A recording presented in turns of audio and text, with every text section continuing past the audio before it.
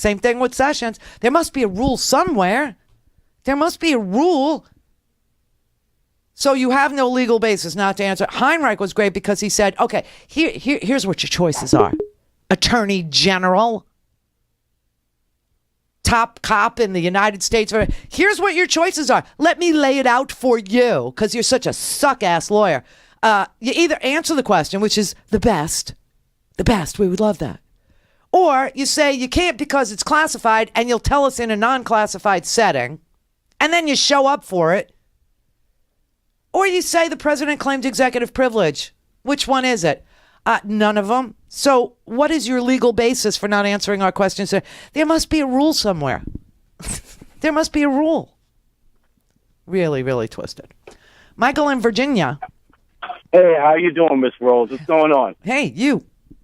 Hey, I had a little tiff with my son over the weekend. Yeah. And as I was questioning him, I thought that I was playing a role of Senate committee, and he was playing a role of the person under oath. Yeah. Where he couldn't give me a single answer as to what I was asking him. He kept filibustering me when he knew damn well what he had done. But he basically was just beating around the bush and giving me every other answer what he thought was going to work out, basically how Trump lives his life, trying to win me to his way of thinking, whatever madness that was. And what I'm trying to figure out here is how can the number one legal mind of our government basically not know what the hell the rules are, considering any legalities as he's sitting there.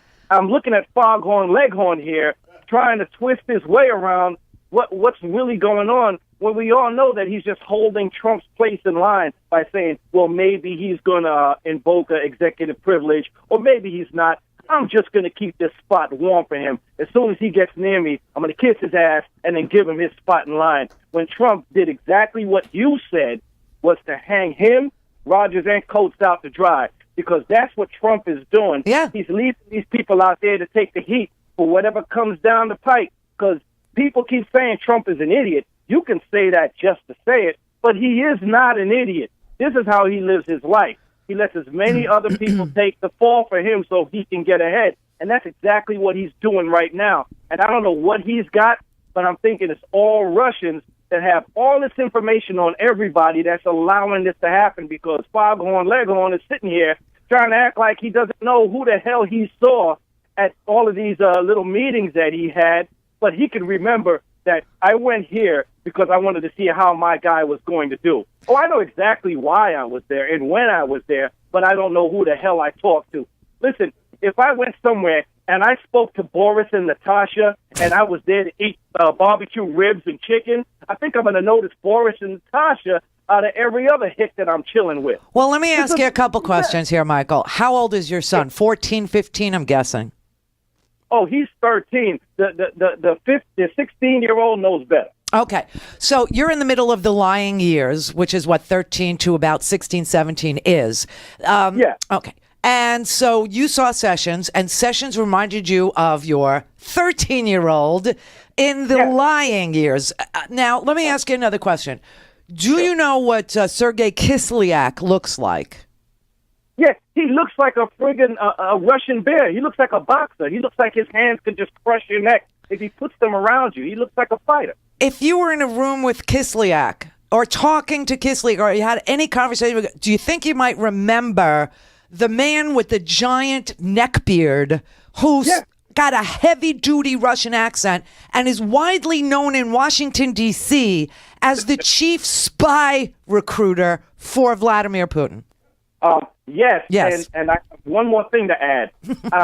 I love my son, and I don't want anybody. I don't want anybody out there to think I'm belittling my son by comparing him to Jeff Sessions.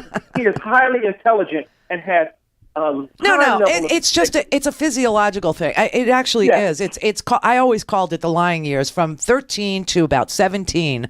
First, you go through the why years, where it's like everything you ask them to do, they go why, yeah. Oh, it's just I hated it. And then you go through the teenage years, and they're like caught between the world. You know, they're like they want you to take care of them because they still want to be a child, but part of them wants to be an adult, and so they want to make themselves feel like they can handle this on their own. They don't need you asking them tough questions. But that's what a teenager does. It's normal, it's typical, it's the lying years. It's part of life, okay?